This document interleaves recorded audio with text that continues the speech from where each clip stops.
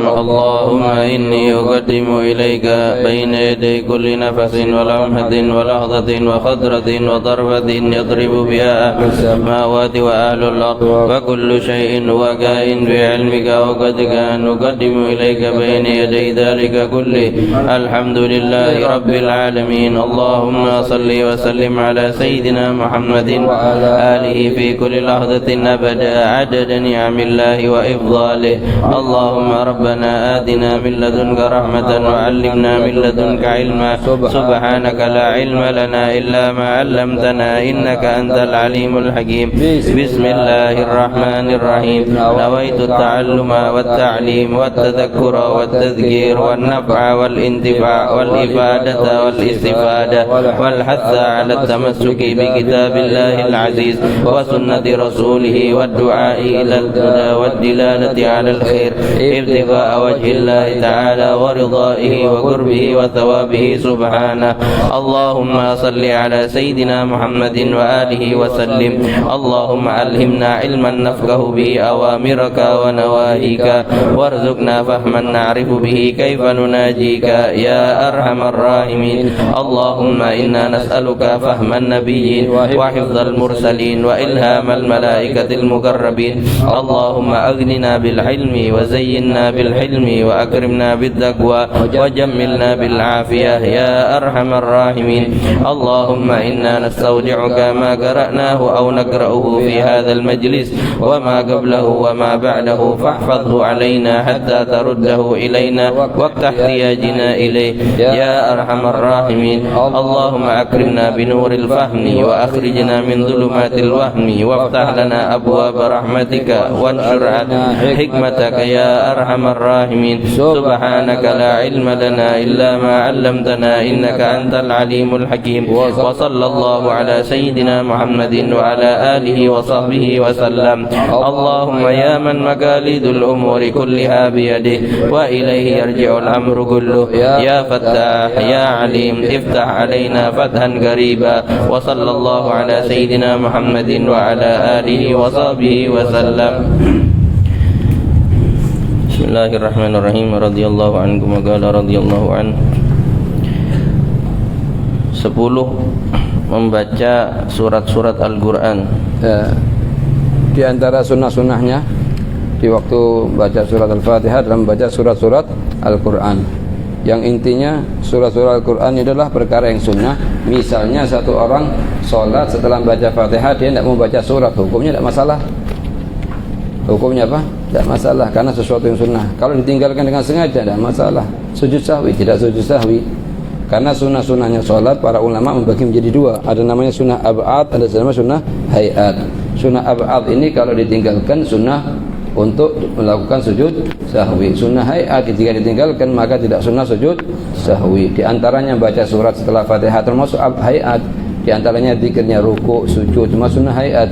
Bah itu kalau ditinggalkan maka tidak sunnah sujud sahwi. Adapun sunnah ab'ad seperti apa? Seperti kunut, seperti apa? Tasyahudul awal, seperti apa? Salat alal fi tasyahudul akhir dan lainnya seperti qiyamnya kunut, duduknya tasyahud, itu termasuk ab'adus shalah. Fa kan ab'adus shalah maka dianjurkan jika ditinggalkan untuk melakukan sujud sahwi. Begitu ya. Membaca surat-surat Al-Quran setelah selesai membaca suratul Fatihah disunnahkan pada 3 masalah, yaitu jadi kita dianjurkan untuk baca surat setelah surat Al-Fatihah di 3 masalah. Yang pertama yang pertama bagi imam. Betul. Bagi imam maka sunnah setelah baca Al-Fatihah untuk baca surat mutlaqan sama kan fi sirriyah wal jahriyah Dua orang fi sirriyah wal jahriyah artinya salat sirriyah seperti zuhur asar atau jahriyah seperti subuh isya maghrib Dua orang yang salat munfarid. Yang kedua salat yang munfarid, salat sendiri. Meskipun sirriyah atau jahriyah, apa salat sunnah atau salat fardu, maka sunnah untuk baca surat setelahnya baca surat Al-Fatihah. Yang ketiga bagi makmum yang tidak mendengar bacaan imamnya. Bagi makmum yang ketiga ada 2. Di salat sirriyah sunnah mutlaqan, salat memang tidak mengeraskan suara. Kalau di salat jahriyah, kalau tidak dengar suaranya imam maka disunahkan untuk membaca. Jika dengar maka tidak disunahkan. Jadi perihal membaca surat setelah surat Al-Fatihah dibagi menjadi 3 bagian. Yang pertama bagi imam, yang kedua bagi orang yang sholat munfarid, yang ketiga bagi makmum. Kalau bagi imam maka sunnah untuk membaca surat mutlaqon. Artinya mutlaqon di sini meskipun sholat sirriyah atau jahriyah sebagai persis munfarid. Karena sholatnya dia tidak bergantung dengan sholatnya orang lain, tapi sholatnya orang lain bergantung dengan sholatnya dia. Oke, yang kedua munfarid sama seperti imam. Jadi sunnah untuk membaca surat mutlaqah meskipun sirriyah atau jahriyah. Terus yang ketiga bagi makmum. Bagi makmum tafsil, ada perincian hukumnya, yaitu jika dia sholat sirriyah maka sunnah untuk, misalnya sekarang sholat zuhur, asar sirriyah, imam tidak mengeraskan bacaannya dia, maka makmum pada rakaat pertama dan kedua setelah membaca surat Al-Fatihah disunahkan untuk membaca surat-surat pendek. Jadi baca Al-Quran, surat apapun. Ya, kalau salat jahriyah seperti subuh, isya, maghrib, maka setelah membaca surat Al-Fatihah, apakah disunahkan membaca surat? Terdapat perincian hukum. Jika mendengar suaranya imam, maka tidak disunahkan untuk membaca surat, tapi mendengarkan apa yang dibaca oleh imam. Kalau tidak mendengar suaranya imam, misalnya ada mikrofon atau tidak dengar suaranya imam atau dan lain-lain perihal apapun, itu maka disunahkan untuk membaca. Itu ya. Inilah kalau dikatakan sunnah membaca surat pada rakaat keberapa? Misalnya kan kita ada 4 rakaat. Seperti isya, zuhur, asar ada 4 rakaat. Ada rakaat pertama, rakaat kedua, ketiga, keempat. Dan rakaat pertama, kedua ini sudah sunnah bittifaq. Seluruh ulama mengatakan sunnah baca surat pada rakaat pertama dan kedua bittifaq. Menurut ketuakan ulama. Tinggal rakaat ketiga sama 4. Apakah sunnah untuk baca surat juga? Menurut pendapat yang kuat dalam mazhab Imam Syafi'i tidak sunnah. Tidak apa? Tidak sunnah. Ada sebagian ulama yang mengatakan sunnah juga rakaat ketiga dan keempat untuk baca surat sebagaimana sunnah di rakaat pertama dan kedua. Cuma pendapat yang mu'tamad dalam mazhab Imam Syafi'i itu tidak sunnah membaca surat kecuali hanya pada rakaat pertama dan kedua. Baik salatnya sunaiyah seperti subuh, atau thulathiyah seperti maghrib, atau rubaiyah seperti asar, maghrib, asar, zuhur dan isya. Itu pada rakaat pertama dan kedua. Nah, sekarang kita jelas begitu kan masalahnya. Kita disunahkan di rakaat pertama dan kedua. Di rakaat pertama dan kedua untuk membaca surat. Baik, misalnya sekarang ana masuk maghrib, masbuk. Di masalahnya sholatnya orang yang masbuk. Siapa yang masbuk itu? Kita ketahui dari pertama, orang yang makmum dari kedua. Ada namanya makmum muwafiq, ada namanya makmum masbuk. Muwafiq itu yang adrak sama imam dari mulai awal sholat, itu namanya muwafiq. Kalau masbuk datang di pertengahan sholat. Lah, baginya kalau sekarang masbuk, misalnya anda sekarang masuk masjid, imam sholat, anda dapatkan imam di rakaat ketiga di sholat isya. Anda baca surat enggak? Karena imam tidak baca surat. Rakaat ketiga anda dapatkan imam rakaat ketiga dan 4. Tapi bagi anak itu rakaat pertama dan kedua. Paham masalahnya? Dan sekarang anda mendapatkan imam di posisi rakaat ketiga di sholat isya, atau rakaat keempat di sholat isya, atau di rakaat ketiga dan 4 di sholat zuhur sama asar. Intinya kalau zuhur sama asar kan sudah jelas sirriyah kan dia, itu sunnah mutlaqan kan. Cuman posisinya anda sebagai masbuk. Sedangkan kita ketahui tadi yang sunnah baca surat hanya adalah di rakaat pertama dan kedua.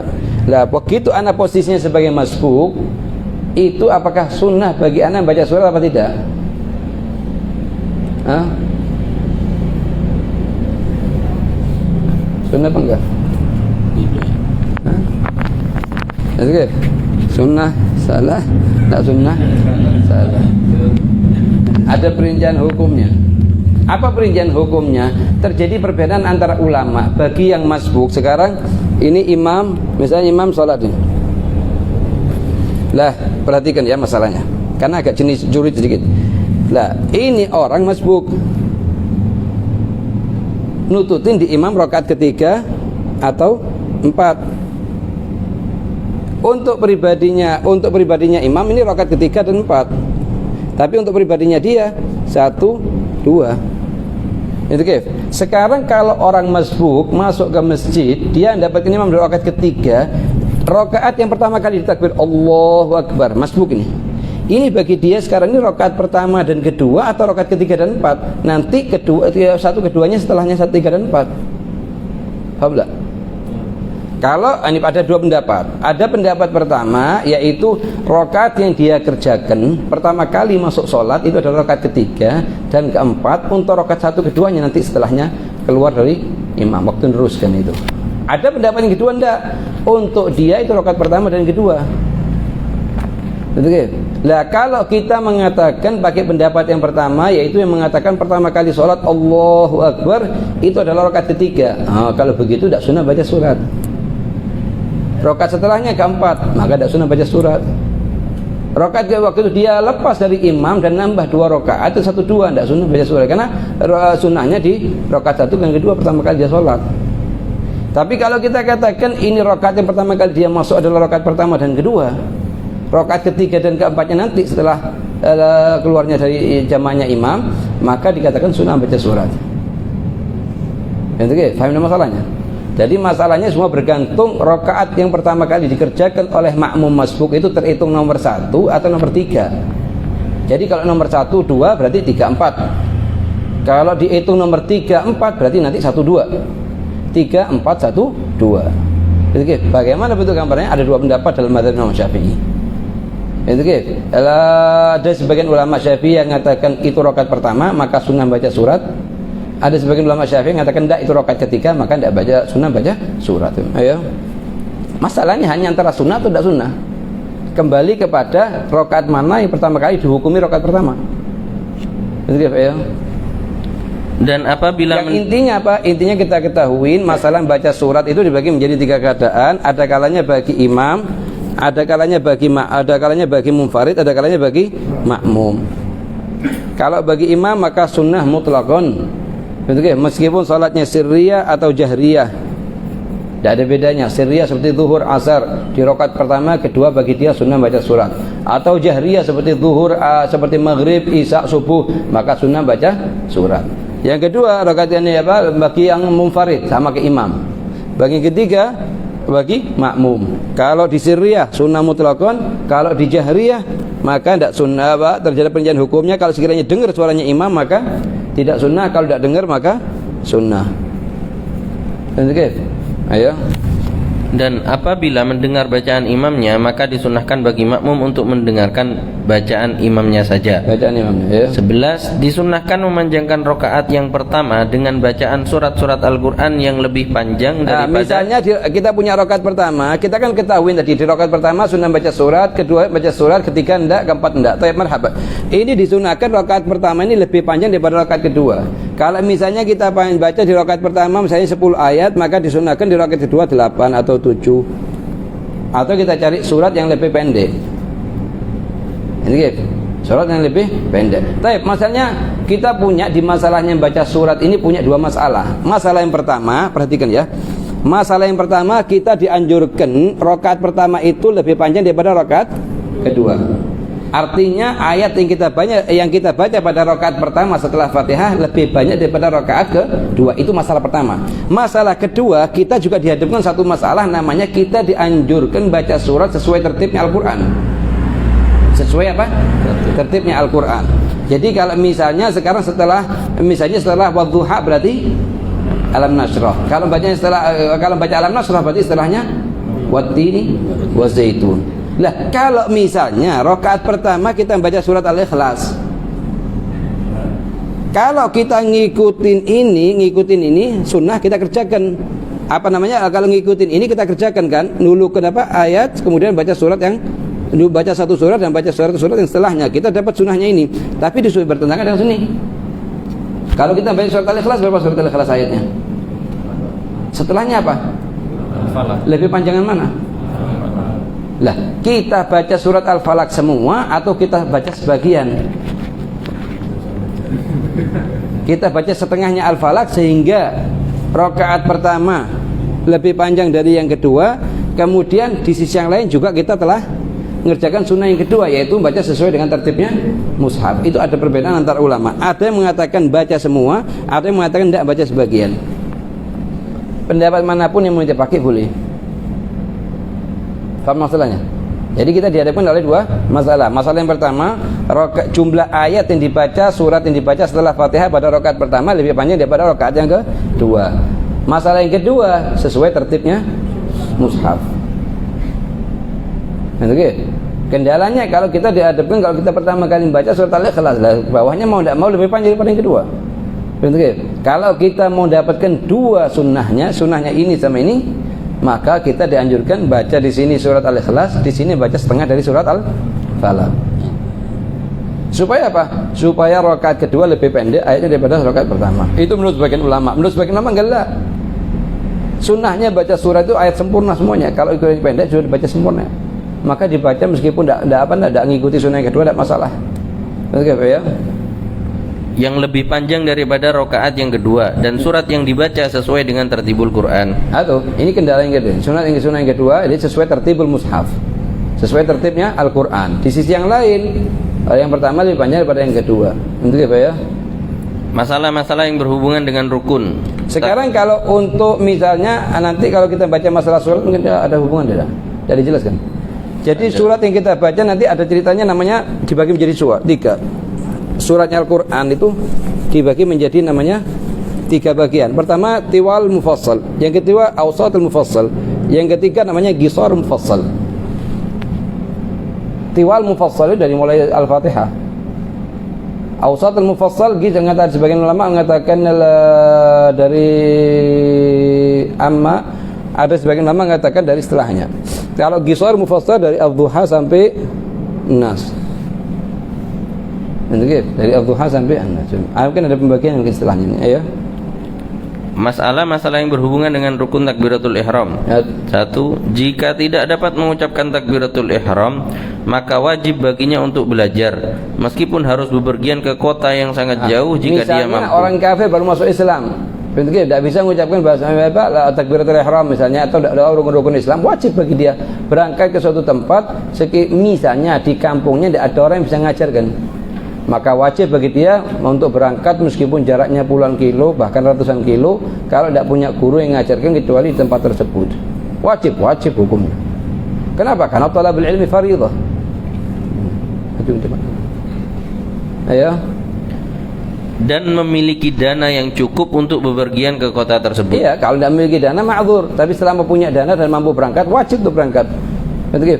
Ba'dun talabul ilmi fardhah ala kulli muslim wa sebagian ulama mengatakan kalimat wa muslimah ini mudrajah dari hadis. Dia ada di kalimat hadis, cuman hukumnya sama. Ya. 2. Jika mengulang takbiratul ihram 2 kali atau lebih. Sekarang misalnya Allahu Akbar, kemudian anda katakan Allahu Akbar, kemudian anda katakan Allahu Akbar 3 kali anda takbir atau 4 kali, hukumnya gimana? Kalau satu orang ngulang lafaz takbir Allahu Akbar berkali-kali, hukumnya gimana? Batal salatnya apa enggak? Kalau ngulang 2 kali, 3 kali misalnya, batal enggak salatnya? Sekarang misalnya Allahu Akbar, yang kedua Allahu Akbar, Allahu Akbar, Allahu Akbar, Allahu Akbar, batal apa enggak batal?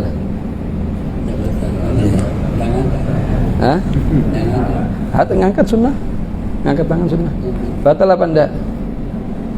Betul. Ahsan lak diem. Betul. Jadi ada perincian hukumnya. Kalau diniatkan setiap kali membaca niatnya untuk takbirnya sholat, maka batal sholatnya. Masuk dengan angka ganjil dan keluar dengan angka genap. Masuk dengan angka ganjil dan keluar dengan angka genap. Masuk pertama kali Allahu Akbar, masuk sholat. Yang kedua diniatkan takbir juga Allahu Akbar, keluar dari sholat. Yang ketiga Allahu Akbar, diniatkan takbir, masuk lagi salat. Yang kedua membatalkan yang pertama kalau diniatkan untuk takbir. Tapi kalau tidak diniatkan untuk takbir, tidak. Yang pertama kali memang anda niatkan untuk takbir Allahu Akbar untuk takbiratul ihram. Tapi yang kedua niatkan zikir. Zikir tidak batalkan salat. Hatta ente pegang subhan 100 kali, la ilaha illallah, Allahu Akbar, Allahu Akbar, Allahu Akbar, Allahu Akbar 100 kali, tidak batalkan salat. Faham maksudnya? Apa masalah hukumnya? Kalau diniatkan takbir untuk setiap kali mengucapkan Allahu Akbar, diniatkan takbiratul ihram, maka dia masuk di bilangan ganjil dan keluar di bilangan genap. Sekarang yang pertama Allahu Akbar, terus takbir lagi itu yang kedua kali, loh justru masuk salat. Keduanya ini mengeluarkan dia dari salat. Kalau yang ketiga masukkan lagi yang salat. Kalau misalnya setiap kali takbir diniatkan untuk takbiratul ihram, Tapi kalau diniatkan untuk zikir, yang pertama untuk takbiratul ihram, yang kedua ketiga sampai 100 niatnya untuk zikir, itu semua tidak batalkan, karena zikir tidak batal dengan doa dan tidak batal dengan zikir atau tidak batal dengan bacaan Al-Quran, meskipun bukan pada posisinya. Salat itu tidak batal dengan pembacaan zikir. Salat itu tidak batal dengan pembacaan doa. Salat itu tidak batal dengan pembacaan ayat Al-Quran. Paham tak? Jadi kalau ditanya mengulangi takbir 2 kali 3 kali membatalkan salat apa enggak? Hah? Terdapat perincian hukum. Yang keadaan yang pertama kapan? Kalau diniatkan untuk setiap kali takbir niatnya untuk takbiratul ihram, maka hukumnya apa? Hah? Masuk dengan angka ganjil, masuk ke salat dengan angka ganjil dan keluar dengan angka genap. Tapi kalau yang pertama kali, ini kalau keadaan yang kedua, pertama kali diniatkan untuk takbiratul ihram, tapi yang kedua sampai 100 itu digunakan untuk zikir, tidak masalah. Nanti ini jawabnya ya. Sah sholatnya pada 2 masalah, yaitu jika tidak memaksudkan sesuatu atau jika dimaksudkan hanya untuk zikir. Waktu dia takbir yang kedua, Allahu Akbar, tidak niat untuk takbiratul ihram, tidak niat juga untuk zikir, sah sholatnya. Atau niatnya yang kedua untuk zikir, sah sholatnya. Tapi kalau niatnya yang kedua diniatkan untuk takbiratul ihram, maka seperti yang bilang tadi keadaan pertama, yaitu masuk ke sholat dengan bilangan ganjil dan keluar dengan bilangan genap. Ayo. Orang waswasa, lihat penting, ini masalah penting. Waswasa di takbir itu satu yang bilang berkali-kali, itu penyakit. Itu adalah penyakit. Lain hanya kenapa kalau bilang penyakit? Karena hanya timbul dari syaitan. Kita kewajibannya kita mengucapkan Allahu Akbar, halas sekali sudah.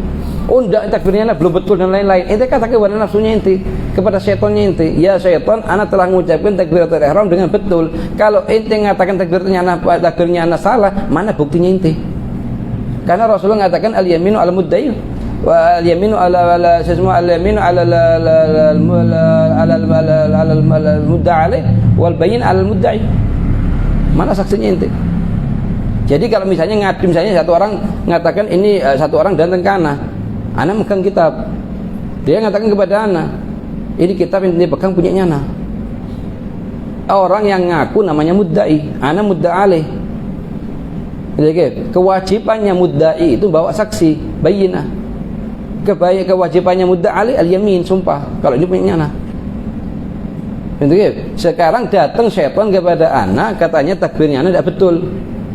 Berarti syaitan itu mudda'i, ana mudda'alih. Kewajibannya syaitan datang 2 saksi.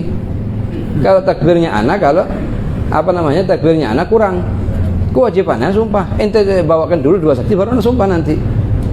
Ente katakan kepada syaitan ente, yang paling muskilah, yang paling besar, yang paling apa, kalau itu waswasa diikutin.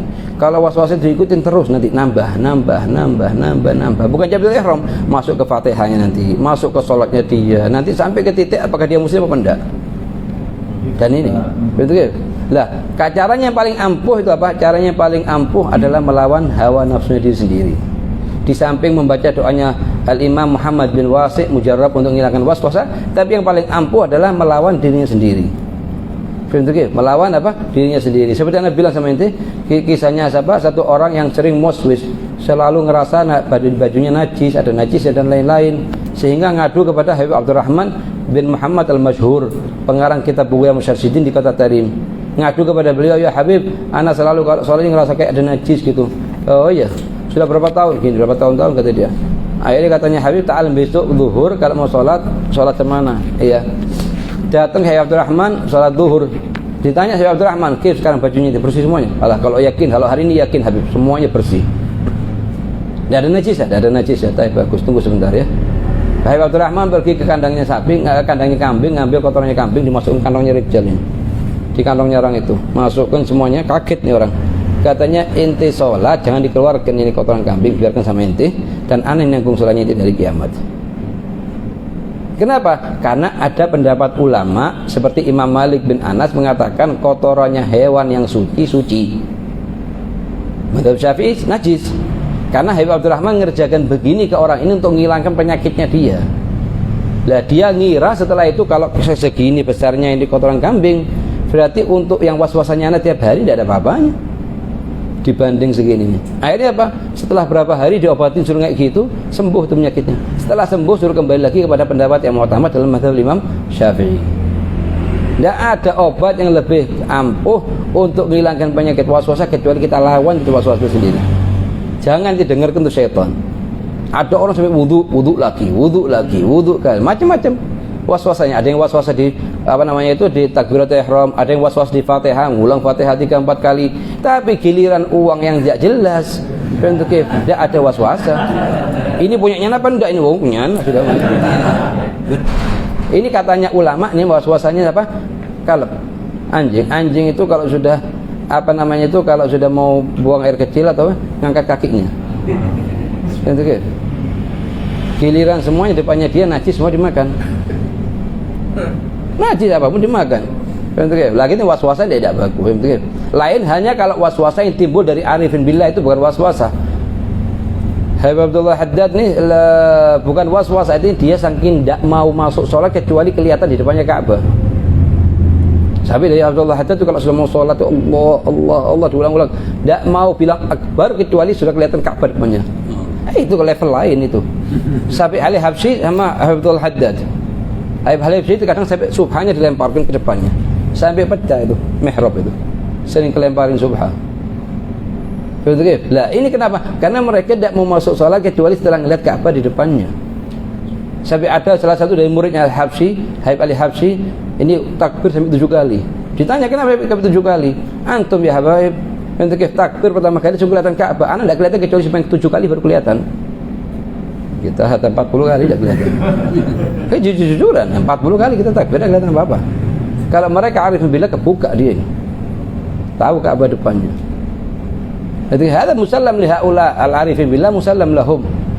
Makanya katanya ba'dul arifin billah ana la usallim li ahli al-waswasah kecuali 2, Abdullah bin Al-Haddad, Ali bin Muhammad Al-Habsyi. Itu tapi mengenai mereka tidak takbir niatnya kecuali setelah melihat Ka'bah. Kita tidak sampai seperti itu levelnya. Kita ketika Allahu Akbar lafaznya betul, syaratnya pun selesai sudah. Karena levelnya kita levelnya orang awam, bahkan bukan awam kita ini levelnya. Karena katanya Habib Abdurrahman Al-Ahdal, Abdurrahman bin Sulaiman Al-Ahdal, beliau adalah mufti insi dan jin, muftinya orang manusia dan jin. Hatta jin kalau punya masalah fikih nanya ke beliau. Katanya dia Abdurrahman bin Sulaiman Al-Ahdal ini nahnu ligillatina bima'rifatina lil usul nahnu al-awam katanya. Kita ini saking karena sedikitnya ilmunya kita tentang usul fikih, maka kita tergolong orang yang awam. Ini Abdurrahman mufti ins wal jin. Katanya Habib Zaid, kalau Abdurrahman bin Sulaiman Al-Ahdal orang awam, kita awamnya awam. Betul? Kita orangnya awamnya awam. Lagi kita minta sama Allah, kita jangan sampai gunain nurutin waswasa. Waswasa ini penyakit yang sangat bahaya. Kalau diteruskan sampai nanti ke level apakah anak muslim atau tidak. Sampai pernah ada satu murid di Madinah yang waswis. Betul? Pertama waswasanya di wudu, nambah terus ke sholat. Orang sudah selesai sholat semua, ini masih belum selesai wudunya. Diulang lagi, wudu lagi. Sudah mau takbir, Allah tidak bisa-bisa. Sampai datang ke Habib Zain. Katanya Habib Zain, dia dengan sehatin apa semuanya, tetap masih. Akhirnya Habib Zain bilang ke dia, ente datang ke Rasulullah ya, ke makamnya Rasulullah, bilang Al-Habib Zain bin Ibrahim bin Samit yang nyuruh anak datang ke ente ya Rasulullah, dan mengatakan minta doanya supaya anak sembuh dari penyakit ini. Sampai juga ngomong juga ke Abu Bakar Masyhur. Katanya Abu Bakar Masyhur, ente kerjakan sholatnya ente sesuai dengan peraturannya fuqaha, dan ente jangan anggap apapun kalau misalnya sholatnya ente dari kiamat tidak diterima, anak yang nanggung dari kiamat. Sampai apa? Sampai ke level supaya apa? Supaya mengeluarkan anak ini dari penyakit waswasa. Waswasa itu kalau kuat betul sudah. Jadi, makanya jangan diikutin sudah, jangan diikutin. Anak ngerasa gini, ngerasa gitu, jangan diikutin sama sekali. Apa ya? Tidak sah sholatnya jika dimaksudkan untuk takbir iftitah. Iftitah tidak sah, ya. Takbiratul ihram ini, ya. Rukun yang ketiga berdiri bagi yang mampu pada sholat fardu. Iya. Jadi kita selesai dari rukun kedua, yaitu apa? Takbiratul ihram. Takbiratul ihram itu ucapan Allahu Akbar. Itu hukumnya ada rukun daripada rukun-rukunnya sholat, meskipun sholatnya fardu atau sholat sunnah, dan tidak mungkin sah takbiratul ihram seseorang kecuali jika berapa syaratnya terpenuhi? Berapa syaratnya takbiratul ihram? 12 apa 14? 13. Tentu 13 syaratnya terpenuhi. Kalau SD SMP kalau ABCD satu dipilih tepat masuk. Ya tepat ya sudah salah. Tentu ya. Kan Haifdin sering mengatakan kalau sudah masalahnya 12 ditanya 11 apa 14. Karena ngomong 11 salah, 14 salah, nunjukkan tolib itu tidak belajar. Tentu ya. Perincian hukum berdiri dalam sholat. Nah, rukun ketiga daripada rukun-rukunnya sholat itu yaitu adalah berdiri. Berdiri kapan? Sholat ada dua seperti yang kita ketahui. Ada namanya sholat fardu, ada namanya sholat sunnah. Lah sholat sunnah dibagi dua.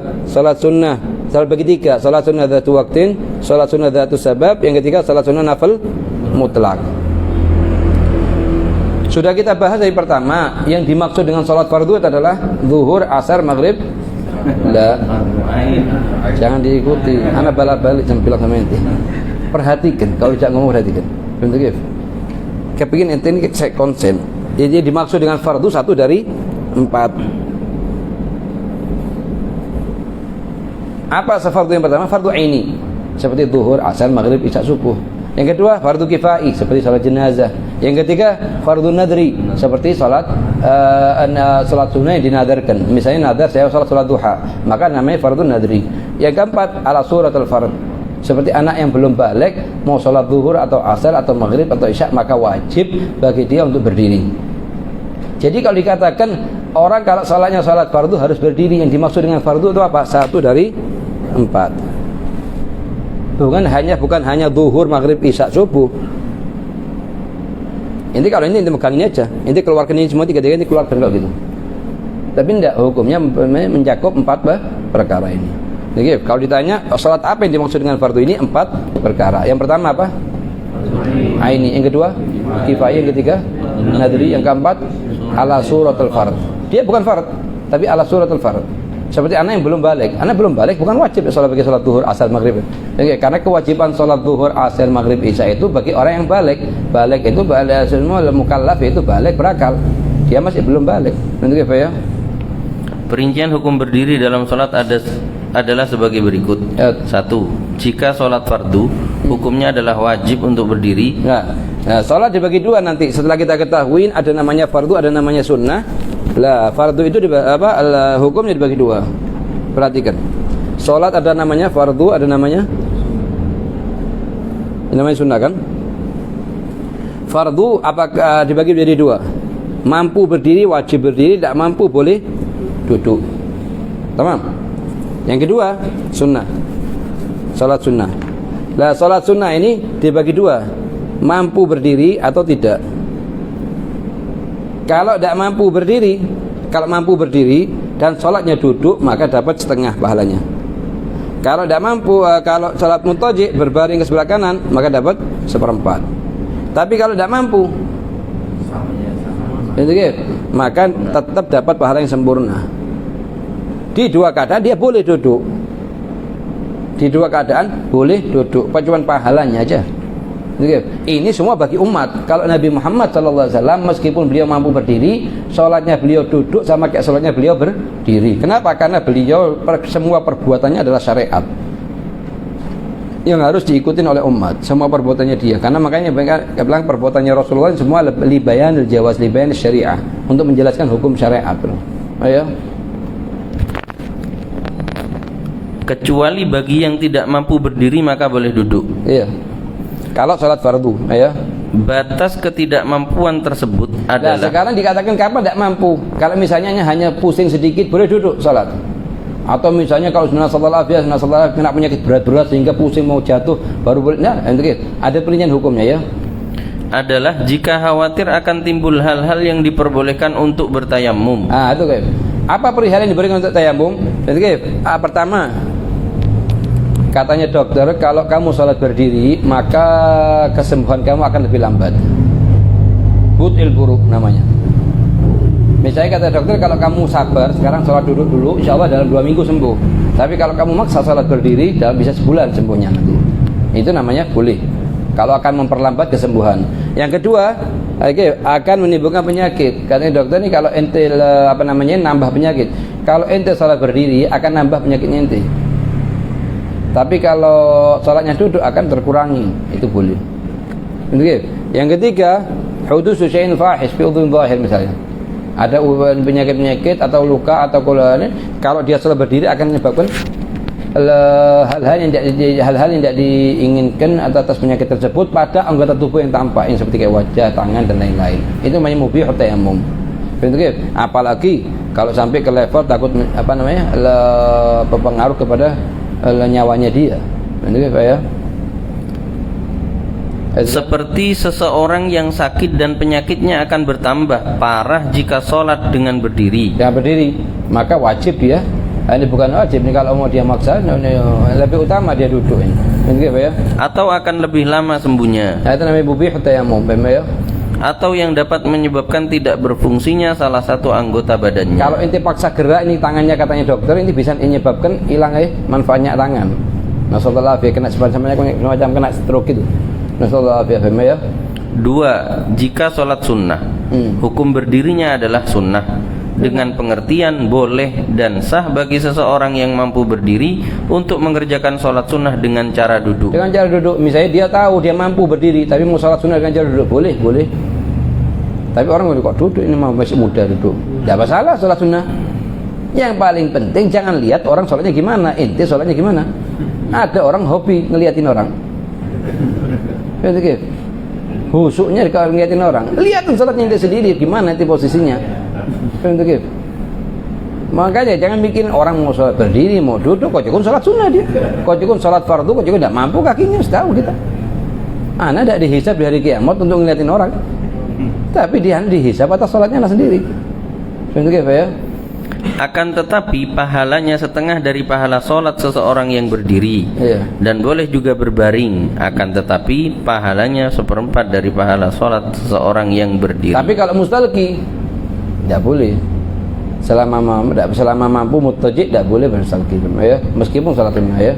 Apalagi di mobil, kita lagi perjalanan sekarang ke Surabaya atau ke Malang atau kemana, jangan ditinggalkan qobliyah ba'diyah, jangan ditinggalkan duha, jangan ditinggalkan witir. Kenapa? Lebih mudah dikerjakan daripada yang turun bawah.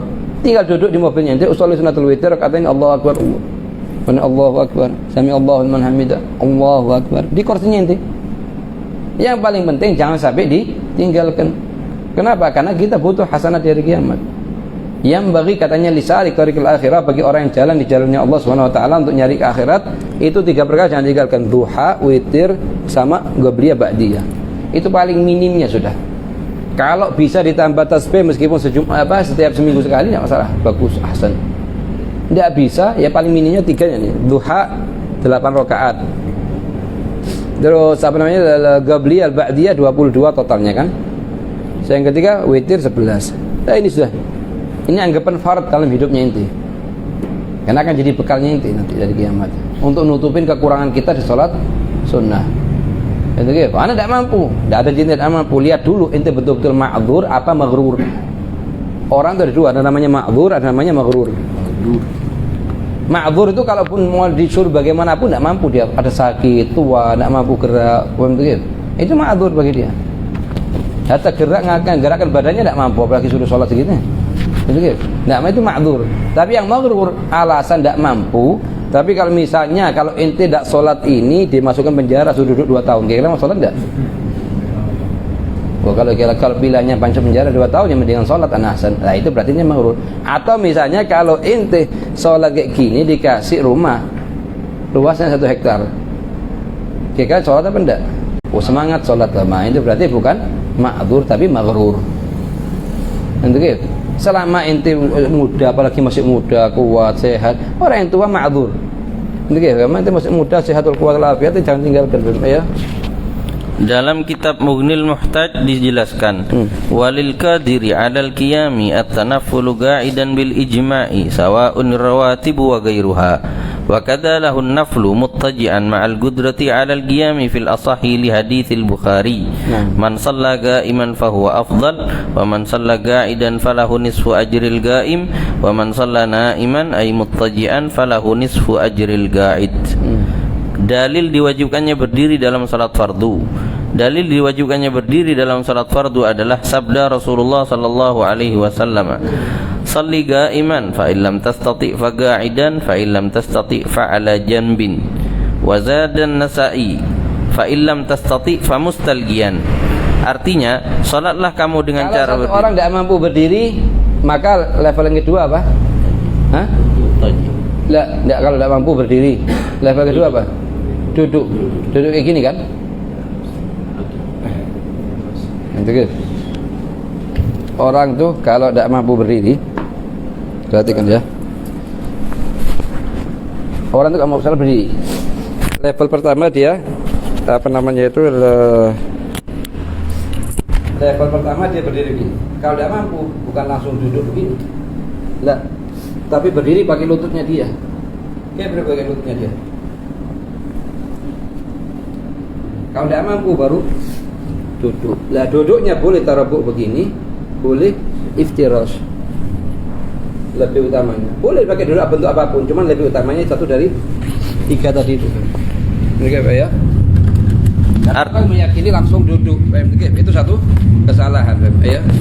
Artinya, salatlah kamu dengan cara berdiri, dan jika kamu tidak mampu, maka salatlah dengan cara duduk. Iya. Dan jika kamu tidak mampu, maka salatlah dengan posisi berbaring dengan ujung badan.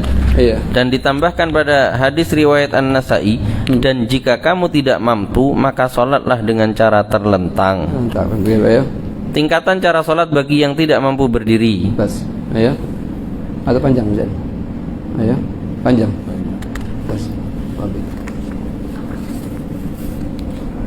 ربنا انفعنا بما علمتنا ربي علمنا الذي ينفعنا ربي فقهنا وفقه أهلنا وكربت لنا في ديننا مع أهل القدر أنثى وذكر ربي وفقنا ووفقهم لما ترتضي قولا وفعلا كرما وارزق الكل حلالا دائما وأخل أتقياء علماء نهضى بالخير ونكفى كل الشر وأصلح لنا كل الشؤون وأقر بالرضا منك العيون واقضي عنا ربنا كل الديون قبل أن تأتينا رسل المنون واغفر واستر أنت أكرم من ستر وصلاة الله تغشى المصطفى من إلى الحق دعانا والوفاء بكتاب فيه للناس شفاء وعلى الآل الكرام الشرفاء وعلى صحب المصابيح القرار اللهم اهدنا بهداك واجعلنا ممن يسارع في رضاك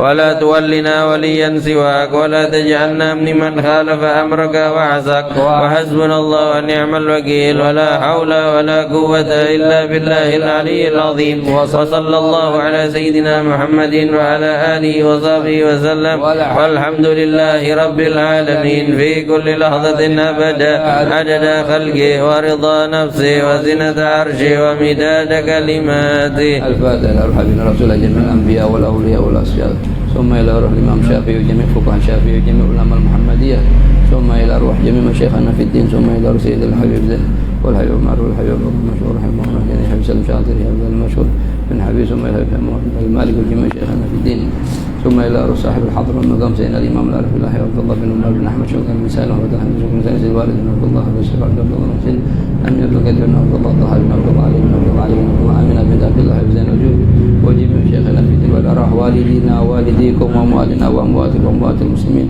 أن الله يتغشاهم بالرحمة والمغفرة ويسكنهم الجنة وينفعنا بهم وبعلومهم وأسرارهم وأنوارهم ونسأل الله وجهاتهم أن الله يثبتنا من قرأنا ويكون حجة لنا لا حجة علينا على هذه الدنيا ويوفقنا للعمل بما قرأنا وأن الله يرزقنا العناية والرعاية والنظرتنا ويجعلنا في هذا الشهر الشريف من السعداء المقبولين وتجعلنا وإياكم من الأشياء المردودين على هذه الدنيا كن صالحة جامعة شاملة لخير الدنيا والآخرة وإلى حضرة النبي صلى الله عليه وسلم.